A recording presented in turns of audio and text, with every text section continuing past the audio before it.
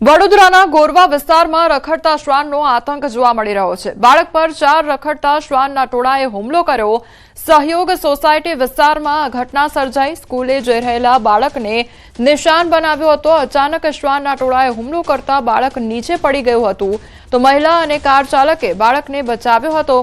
સમગ્ર ઘટના સીસીટીવી કેમેરામાં કેદ થઈ છે તો રખડતા શ્વાનના ત્રાસથી લોકો ત્રાહિમામ પોકારી ઉઠ્યા છે। તો વડોદરાનો આ મામલો સામે આવ્યો છે કે જ્યાં રખડતા શ્વાનોનો આતંક જોવા મળી રહ્યો છે। બાળકને નિશાન બનાવવામાં આવી રહ્યું હતું। સ્કૂલે જતા બાળક પર હુમલો કરવામાં આવ્યો હતો। જે મહિલા ત્યાં આગળ હાજર હતા તેમના દ્વારા તેમજ કાર ચાલક દ્વારા બાળકને બચાવી લેવામાં આવ્યો હતો। આખી ઘટના સીસીટીવી કેમેરામાં કેદ થઈ છે। સંવાદદાતા હાર્દિક અમારી સાથે જોડાઈ ગયા છે। હાર્દિક, વડોદરાની આ ઘટના કે જ્યાં શ્વાનોનો આતંક જોવા મળી રહ્યો છે, કયા પ્રકારની પરિસ્થિતિ છે? બિલકુલથી જો વડોદરા શહેરની વાત કરવામાં આવે તો સુપ્રીમ કોર્ટના આદેશ બાદ પણ વડોદરા મહાનગરપાલિકાનું જે તંત્ર છે તે સુધરવાનું નામ નથી લઈ રહ્યું। એના કારણે વડોદરા શહેરમાં ઠેર ઠેર રખડતા જે શ્વાન છે તેનો આતંક જે છે તે જોવા મળી રહ્યો છે। આ ઘટનામાં સદનસીબે કોઈ પણ જાતની ખાસ ગંભીર પ્રકારની ઈજા થઈ નથી, પરંતુ વિષય ખરેખર ખૂબ જ ગંભીર બની રહે છે। અને આ સહયોગ સોસાયટી જે વિસ્તાર છે એ બહારનો જ ઘટના છે અને દ્રશ્યોમાં જોઈ શકાય છે કે જ્યારે શ્વાન દ્વારા હુમલો કરવામાં આવે છે ત્યારે ત્યાંથી પસાર થતા એક મહિલા જે છે તેમજ એક કાર ચાલક છે તે સ્થળ પર પહોંચીને બાળકની મદદ કરે છે। એટલે ચોક્કસથી મેં કીધું પ્રમાણે કે આ વિષય ખૂબ જ ગંભીર છે અને વડોદરા મહાનગરપાલિકા રખડતા શ્વાનોનો ત્રાસ દૂર કરે તે અત્યારે અનિવાર્ય બન્યું છે। જે હાર્દિક, સમગ્ર માહિતી બદલ આપનો આભાર। તો વડોદરાનો આ મામલો સામે આવ્યો છે કે જ્યાં રખડતા શ્વાનોનો આતંક જોવા મળી રહ્યો છે। આજે બાળક રોડ પરથી પસાર થઈ રહ્યું છે, તેના પર એકાએક શ્વાનોના ટોળા દ્વારા હુમલો કરી દેવામાં આવે છે। ત્યાંથી પસાર થઈ રહ્યો જે કાર ચાલક છે તે તેમજ મહિલા દ્વારા જે બાળક છે તેની મદદ કરવામાં આવે છે, પરંતુ અવારનવાર વડોદરામાં આ પ્રકારની ઘટના જોવા મળતી હોય છે। દાહોદમાં રખડતા શ્વાનોનો આતંક વધી ગયો છે। મહાવીરનગરમાં શ્વાને મહિલાને ઘાયલ કરી તો સોસાયટીમાંથી પસાર થઈ રહેલી મહિલા પર હુમલો કરી દેવામાં આવે છે।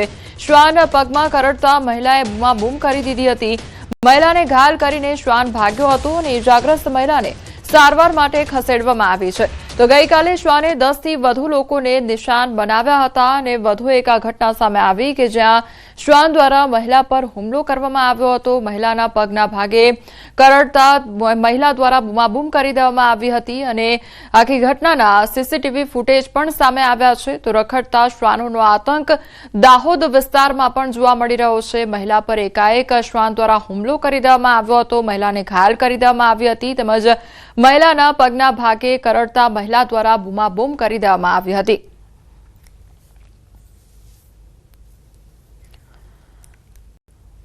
તો રખડતા શ્વાનોનો આતંક વધી રહ્યો હોય તે પ્રકારના દ્રશ્યો જોવા મળી રહ્યા છે। વડોદરા તેમજ દાહોદની તસવીરો સામે આવી છે કે જ્યાં રખડતા શ્વાનો દ્વારા હુમલો કરવામાં આવ્યો છે। વડોદરાની એ ઘટના કે જ્યાં રખડતા શ્વાનોનો આતંક જોવા મળ્યો અને બાળક પર શ્વાનોના ટોળાએ હુમલો કરી દીધો અને બીજી તરફ ત્યાંથી પસાર થતા જે કાર ચાલક અને મહિલા હતા તેના દ્વારા બાળકની મદદ કરવામાં આવી હતી।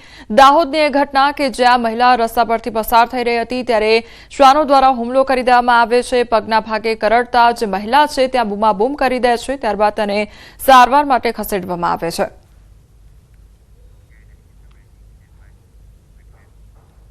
અન્ય સમાચાર પર નજર કરીએ તો અમદાવાદમાં મકાન ધરાશાયી થવાનો મામલો સામે આવ્યો છે, જેમાં એકનું મોત નીપજ્યું છે અને એક ઘાયલ થયા છે। તો ઘી કાંટા પાસે નવતાડની પોળમાં આ બનાવ બન્યો હતો।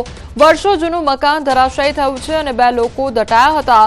ફાયરની ટીમે કાટમાળમાં 2 લોકોને બહાર કાઢ્યા હતા। સારવારમાં એક વૃદ્ધાનું મોત નીપજ્યું છે, જ્યારે એક શ્રમિક સારવારમાં છે। ત્યારે મનપાની ડ્રેનેજ લાઇનનું કામગીરી ચાલી રહી હતી અને ત્યારે આ બનાવ બન્યો હતો। ફાયર વિભાગની ટીમે સ્થળ પર પહોંચી બચાવ કામગીરી શરૂ કરી હતી। હાલમાં કોઈ ફસાયેલું છે કે નહીં તે અંગે શોધખોળ ચાલી રહી છે।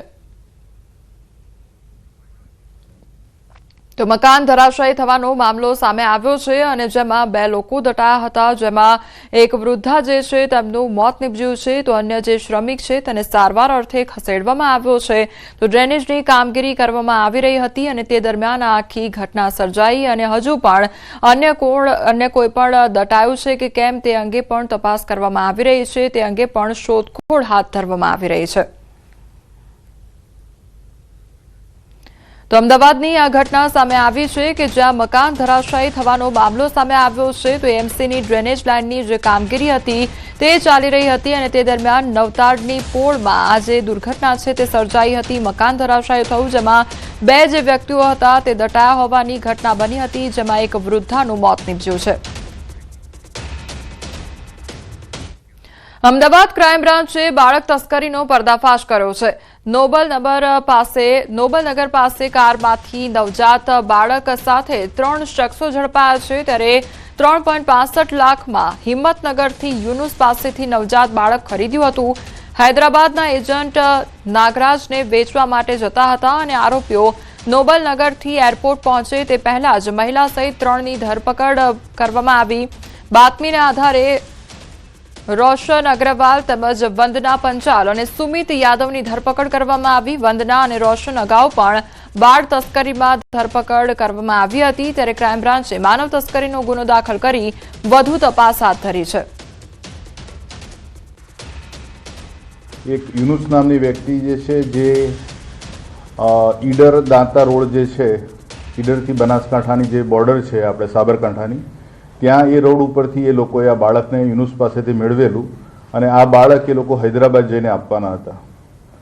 આજે માહિતી આધારે આ લોકોને ધરપકડ કરવામાં આવેલી છે, એમના વિરુદ્ધ ગુનો નોંધવામાં આવેલો છે અને આગળની આ જે આખી ટોળકી જે છે બાળ તસ્કરીનું જે કામ કરે છે એમાં આના અલગ અલગ પાસા જે છે કે આ બાળકને જન્મ આપનાર માતા, આ બાળકને આરોપીઓ સુધી પહોંચાડવા માટેની વચ્ચેની કડી, એ વગેરે ઘણી બધી બાબતોની તપાસ હાથ ધરાઈ રહેલી છે.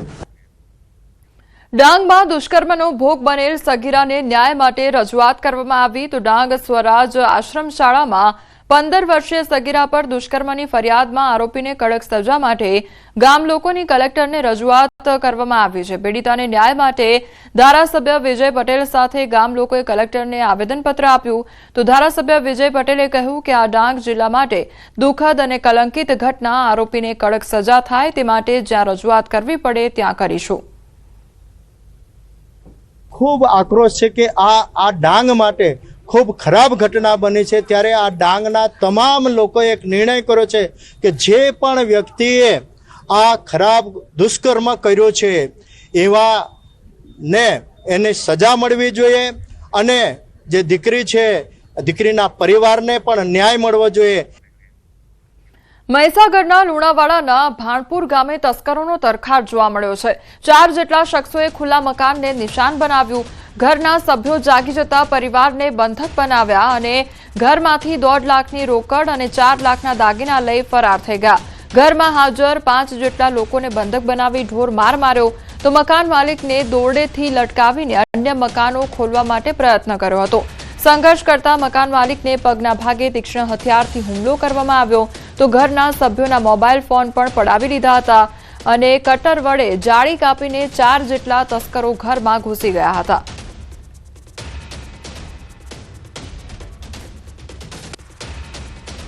ચાર જણ હતા અને 4 જણ આવ્યા તેવા એમને બાજી પડ્યા અને મોબાઈલ લઈ લીધો. પહેલા મોબાઈલ લઈને મોઢા પર પટ્ટીઓ બાંધી દીધી, હાથ પગ બાંધી દીધા અને અમને કોઈને અવાજ કરવા દીધો નહીં. દાદા હતા બાજુમાં, દાદા બાજુમાં એક માણસ બેઠ્યો અને પછી હું ઉપર હતી. હું ઉપર રહીને હું સીડીમાં બધું જોઈ રહી પણ મારાથી બોલાયું નહીં. બાજુમાંથી કોઈને સવરાયા ઉઠાડાયા ના. અમારો જીવ જોખમ હતો. રાજકોટના જંગલેશ્વરમાં ડિમોલેશનના વિરોધ વચ્ચે મહત્વના સમાચાર સામે આવી રહ્યા છે.